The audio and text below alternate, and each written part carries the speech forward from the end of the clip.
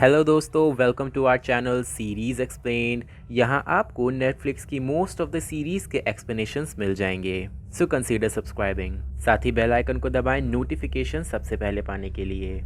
तो आज हम बात करने जा रहे हैं डार्क सीज़न 1 के बारे में। और जैसा कि हमें पता है कि डार्क का सीज़न 3 रिलीज़ हो गया है and I am working on it कि मैं आपको सीज़न 3 की एक्सप्लेनेशंस 2 दिन में दे सकूँ। बट बिफोर दैट, अगर आपने डार्क सीज़न 1 एंड 2 नहीं देखा है या अगर देखा है तो भूल गए हैं तो इस वीडियो को ज़रूर देखें। आई एम कॉन्फिडेंट इनफ कि आपको ये डार्क सीरीज़ बहुत अच्छे से समझ आ जाएगी। और जैसा कि मोस्ट ऑफ द लोगों को पता है कि dark is one of the most complicated series ever made. ये अपने आप में ही यूनिक है और इसकी जैसी सीरीज़ ना कभी बनी थी और शायद आगे भी ना बने।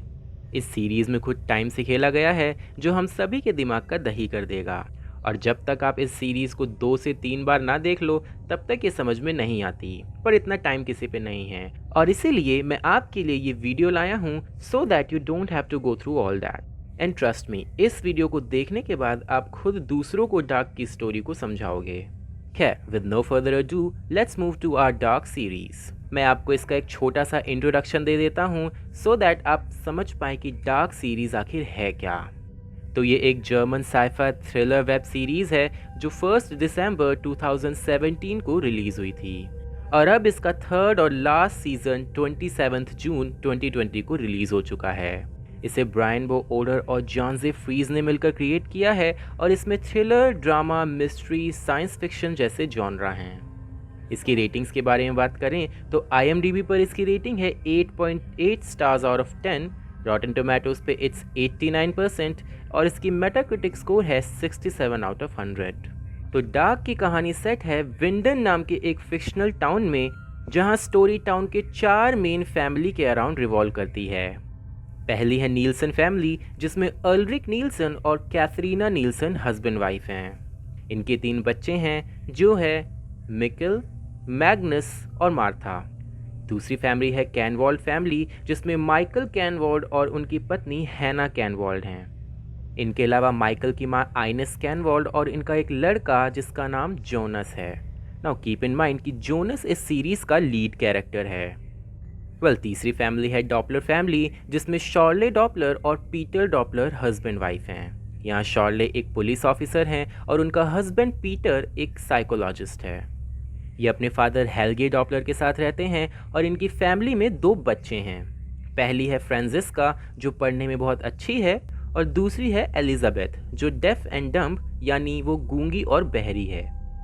Now the fourth family is Tiedemann family, जहां अलेक्जेंडर टीडमैन और रेजिना टीडमैन हस्बैंड वाइफ हैं। यहाँ अलेक्जेंडर विंडन शहर के न्यूक्लियर पावर प्लांट का ओनर है और उनकी वाइफ रेजिना टाउन का एक लौता होटल चलाती हैं जो कर्जे में डूब रहा है। इनके लड़के का नाम बारतोस टीडमैन है और इनके साथ रेजिना की मां क्लॉडिया टीडमैन भी रहती हैं, जो कि सीरीज की one of the lead character हैं। नाउ आई नो कि आपको इन 4 फैमिलीज को याद रखने में मुश्किल होगी, पर आपका असली टेस्ट तब होगा जब इन्हीं फैमिली की पास्ट एंड फ्यूचर जनरेशंस भी इस कहानी में एंटर होंगी। वरी नॉट, मैं टाइम टू टाइम इन कैरेक्टर्स को दोबारा से इंट्रोड्यूस करता जाऊंगा।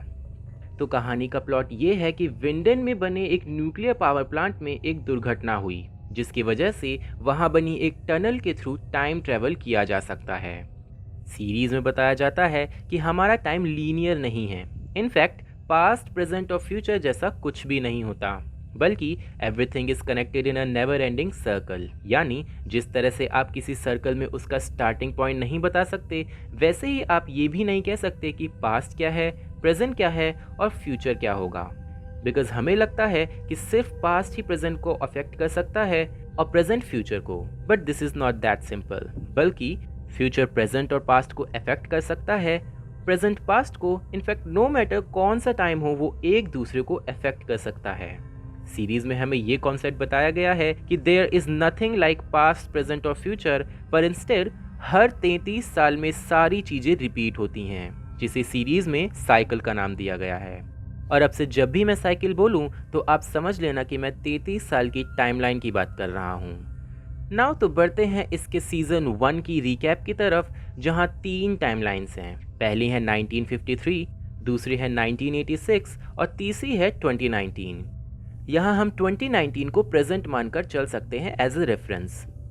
नाउ कीप इन माइंड कि इन तीनों टाइमलाइंस में 33 साल का डिफरेंस है, जो हमारी साइकिल्स की थ्योरी के अकॉर्डिंग है। सीज़न की स्टार्टिंग होती है 4 नवंबर सन 2019 से, जब नीलसन फैमिली का सबसे छोटा बच्चा मिकेल सडनली गायब हो जाता है।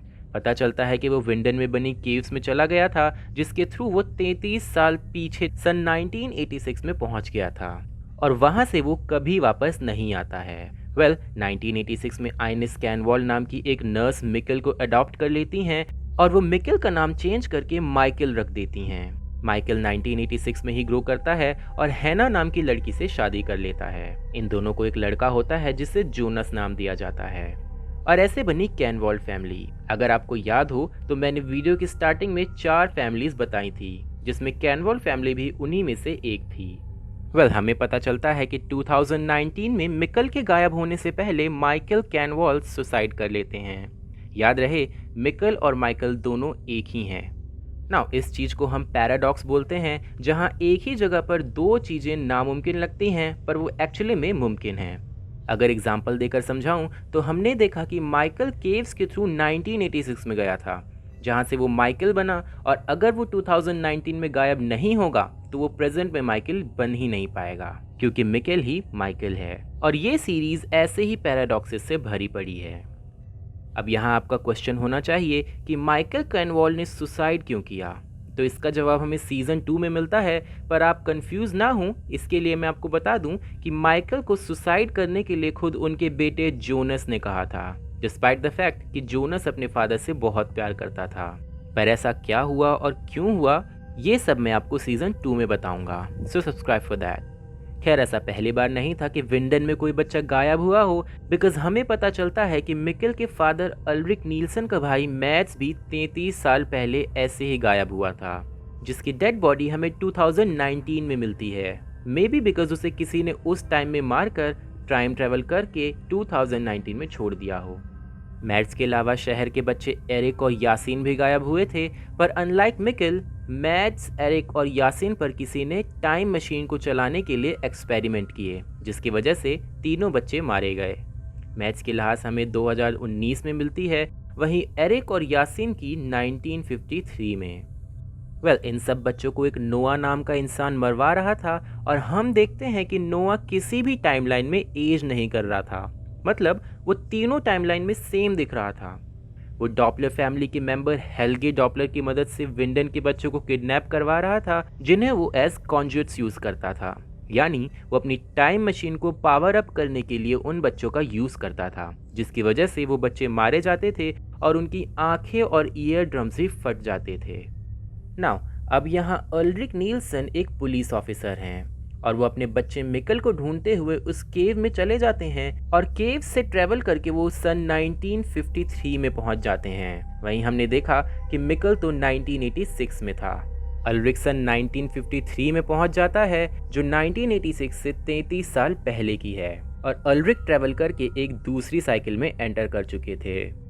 केव्स में जाने से पहले अल्रिक ने यह पता लगा लिया था कि हेल्गे डॉपलर ही वो इंसान है जो सभी बच्चों को किडनैप कर रहा है, और अल्रिक को लगता है कि मिकेल को भी हेल्गे ने ही किडनैप किया होगा। अल्रिक सोचता है कि अगर हेल्गे को 1953 में ही मार दिया जाए तो आगे कोई किडनैपिंग नहीं होगी, और 2019 में भी कोई गायब नहीं होगा। 1953 में हेल्गे एक छोटा बच्चा था, और अल्रिक उसे मारने की कोशिश करता है, जिसकी वजह से उसे जेल जाना पड़ता है, पर हेल्गे अभी भी जिंदा था। इन सभी सिचुएशन की वजह से अल्रिक वापस 2019 में कभी जा ही नहीं पाता है, और वो 1953 में ही अपनी ज़िंदगी जीने लगता है। अब कहानी आती है सीरीज़ के मेन कैरेक्टर के ऊपर, जो कि जोनस है। जोनस को एक लेटर मिलता है जो उसके फादर माइकल ने मरने से पहले लिखा था, और लेटर को पढ़ने के बाद वो ये जान पाता है कि माइकल ही मिकेल है। अब यहाँ हम फ्यूचर से आए हुए जोनस को देखते हैं, जो 2019 के जोनस को कुछ क्लूज देता है, जिन्हें फॉलो कर 2019 का जोनस केव्स के अंदर चला जाता है। टाइम ट्रेवल करके वो सन 1986 में पहुंच जाता है, और वहां वो मिकेल को देखता है। वो मिकेल को वापस 2019 में लाना चाहता था, पर अगर वो ऐसा करेगा तो वो खुद ही एग्जिस्ट नहीं करेगा। मोर ओवर, फ्यूचर जोनस 2019 के जोनस से मिकेल को वापस ना ले जाने को बोलता है, और जोनस अपनी टाइमलाइन में वापस चला जाता है। सीरीज में हम बूढ़े हो चुके हेलगे डॉपलर को देखते हैं जो 2019 में था। बूढ़े हेलगे को अपनी गलतियों का एहसास होता है कि कैसे उसने मासूम बच्चों को नोआ के लिए किडनैप किया। इसी गिल्ट में आकर वो केव से ट्रैवल करके 1986 में जाता है, जहां वो जवान हेलगे को कार एक्सीडेंट में मारने की कोशिश करता है, बट इंस्टेड वो खुद ही मर जाता है, विच मीन्स 1986 वाला हेलगे नोआ के लिए काम करता रहेगा।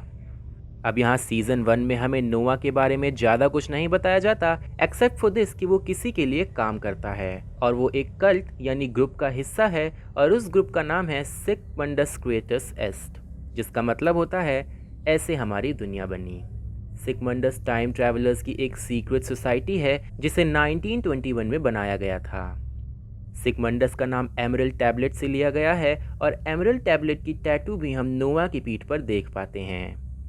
अब यहाँ एमरल्ड टैबलेट एक पीस ऑफ आर्ट है जिसमें फिलोसोफर्स स्टोन के बारे में लिखा है। फिलोसोफर्स स्टोन एक ऐसा सब्सटेंस है जो किसी भी धातु को सोने में बदल देता है।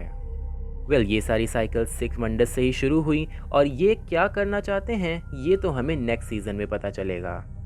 खैर, अब हम इन सब की जड़ तक जाते हैं और पता लगाते हैं कि फर्स्ट प्लेस में टाइम ट्रैवलर पॉसिबल ही कैसे हुआ। तो इसका आंसर है विंडन का न्यूक्लियर पावर प्लांट। इस पावर प्लांट में एक हादसा हुआ जिसकी वजह से गॉड पार्टिकल बना। उस गॉड पार्टिकल ने वार्म होल क्रिएट किया जिससे लोग टाइम ट्रैवल कर सकते थे। अब यहाँ मैं आपको बता दूं कि गॉड पार्टिकल को हिग्स बोसॉन कहते हैं जो एक्चुअली में डिस्कवर्ड हो चुका है। जी हाँ, जिनीवा स्विट्जरलैंड में एक फैसिलिटी है जिसे LHC यानी लार्ज हेड्रोन कोलाइडर कहा जाता है, जहाँ इलेक्ट्रॉन्स और प्रोटॉन्स को आपस में टकराया जाता है और वहीं से डिस्कवर हुआ था हिग्स बोसॉन। बट अनफॉर्चुनेटली वो कुछ नैनो सेकेंड्स के लिए ही वजूद में था। पर क्या हिग्स बोसॉन टाइम ट्रैवल करवा सकता है, इसके बारे में अभी कुछ पता नहीं है। खैर, सबसे पहले न्यूक्लियर पावर प्लांट से गॉड पार्टिकल बना, जिसके बाद एक साइंटिस्ट H.G. टेराहॉस ने टाइम मशीन बनाई जो एक वार्म होल क्रिएट करने में सक्षम थी और हम इस टाइम मशीन को कई जगहों पर यूज़ होते देख पाते हैं। यहाँ हम एक बुक को भी देखते हैं जिसमें कब क्या होगा, कौन सी टाइमलाइन में कौन जाएगा, ये सब कुछ लिखा हुआ था। पर हम इस बुक को नोआ, जोनस, टेनाहॉस और क्लॉडिया के हाथों में देखते हैं। सीजन 1 के लास्ट एपिसोड में हम देखते हैं कि फ्यूचर से आया हुआ जोनस उस केव को डिस्ट्रॉय करने आता है सो दैट वो इन सभी साइकिल्स को ख़त्म कर सके। वो अपने साथ एक डिवाइस लाता है जिसे क्लॉडिया ने टेराहॉस की मदद से बनवाया था। इस मशीन की भी कहानी मैं आपको बता देता हूँ। तो इस मशीन को बनाने के लिए क्लॉडिया 1953 में टाइम ट्रेवल करके जाती है, जहाँ वो H.G. टेराहॉस से मिलती है और वो उसे ये मशीन बनाने को बोलती है। जिसके बाद 1986 में H.G. टेराहॉस ने उस मशीन को बना तो लिया था बट वो काम नहीं कर रही थी। पर तभी 1986 में फ्यूचर से आया हुआ जोनस आता है जिसके हाथ में वो सेम मशीन थी जो H.G. टेराहॉस ने बनाई थी। वो फ्यूचर से लाई हुई उस मशीन को टेराहॉस को देता है सो दैट वो उस मशीन को देख के अपनी 1986 वाली मशीन को ठीक कर सके। And again this is a paradox, यानी टेराहॉस ने अपनी फ्यूचर की मशीन को देख के अपनी इस टाइमलाइन की मशीन को बनाया। खैर, कमिंग बैक टू सीजन 1, हम देखते हैं कि फ्यूचर जोनस उस मशीन को यूज करके केव को डिस्ट्रॉय करने की कोशिश करता है, पर वो ऐसा करने में नाकामयाब हो जाता है और सिर्फ केव में बना हुआ वार्म होल ही डिस्ट्रॉय होता है।